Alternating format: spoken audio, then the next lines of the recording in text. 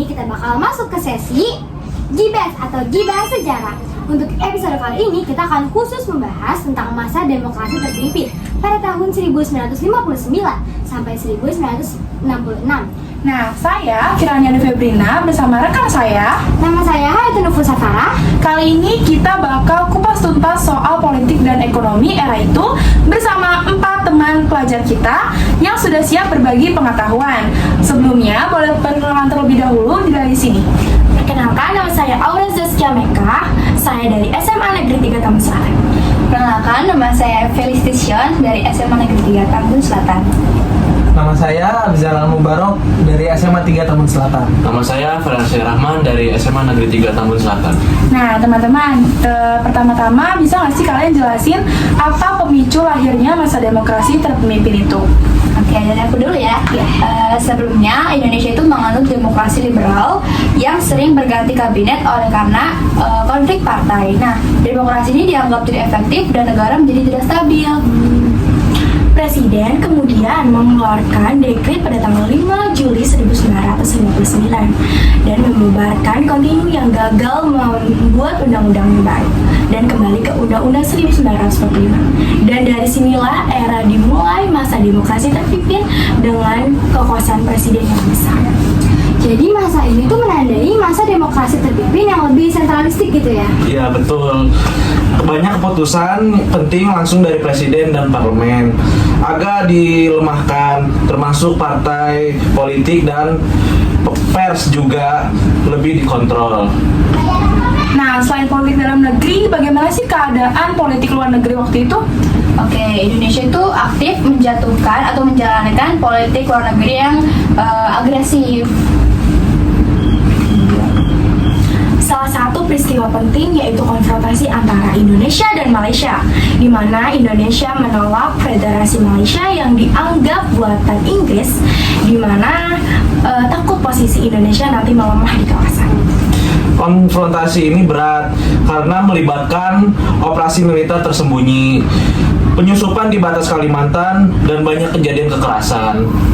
Aksi ini dikenal dengan slogan Ganyang Malaysia dan berlangsung beberapa tahun hingga situasi mereda setelah kejatuhan Soekarno.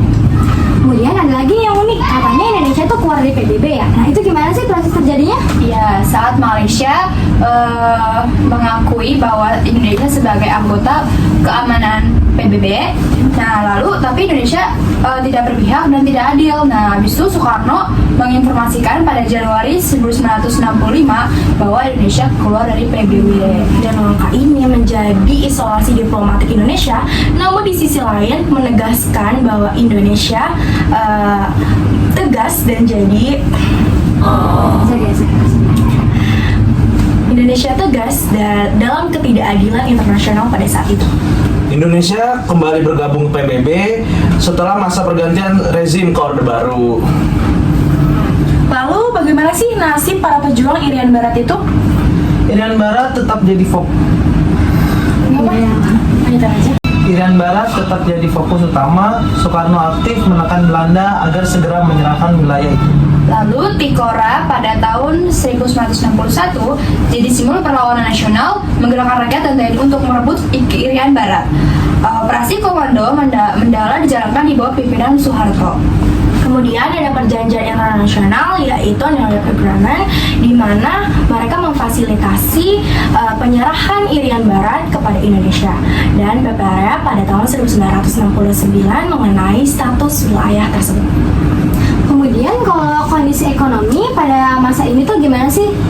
Nah, ekonomi sangat terpuruk. Inflasi tahunan bisa capai ratusan persen. Rupiah merosot drastis juga. Produksi menurun dan cadangan devisa menipis juga. Pemberontakan dan kerusuhan makin memperparah keadaan ekonomi. Lalu, apa saja kebijakan ekonomi yang diambil? Pemerintah membentuk Bappenas untuk merencanakan pembangunan nasional.